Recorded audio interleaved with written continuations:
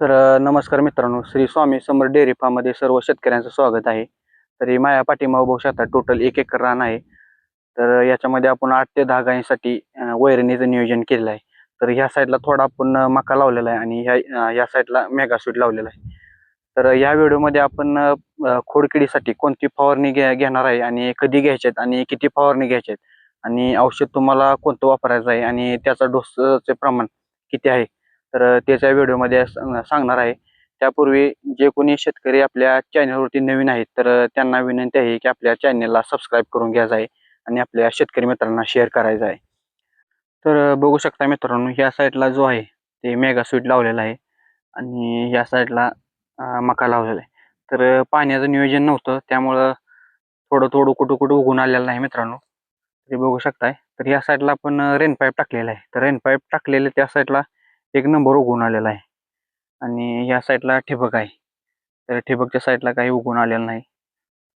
तर तर खोडकिडीबद्दल सांगायचं झालं तर मक्याच्या तुलनेत जी मेगा स्वीट आहे त्याला जास्त खोडकीड लागत असते. तर खोडकिडी असते कशी ओळखायची मित्रांनो, तर तुम्हाला दाखवतो.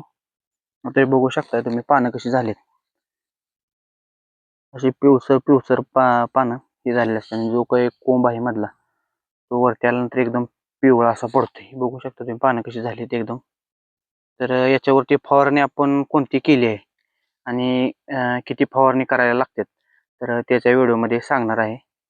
तर पहिली फवारणी मित्रांनो, ज्यावेळेस तुम्ही टोकल्यापासून एक उगवून आल्यानंतर एक 8 दिवसानंतर तर पहिली फवारणी घ्यायची आहे तुम्हाला आणि तुम्ही टोकल्यापासून ते 8व्या दिवशी घ्यायची आहे. तर व्हिडिओमध्ये बघू शकता तुम्ही ॲडव्हान्स पेस्टिसाइडची फ्युजन इन्सेक्टिसाइडची ही पुडी आहे. ती 10 ग्रॅमची आहे. तर ही 10 ग्रॅमची पुडी तुम्हाला एका पंपाला टाकायची आहे संपूर्ण. तर बघू शकता तुम्ही कशा प्रकारची आहे.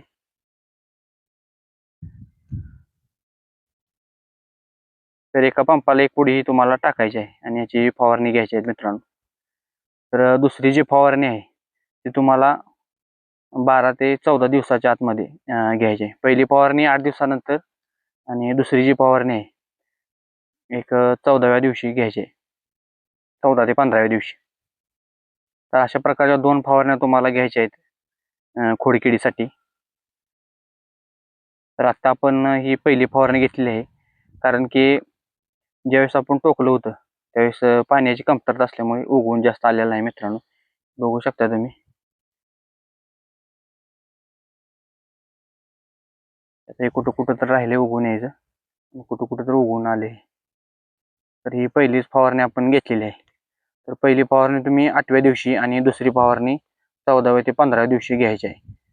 तर ॲडव्हान्स बघू शकता तुम्ही ॲडव्हान्स पेस्टिसाइडची फ्युजन कंपनीची जी पुडी आहे ती तुम्ही वापरायची आहे. 10 ग्रॅमची पुडी असते ती तुम्ही एका पंपाला टाकू शकता.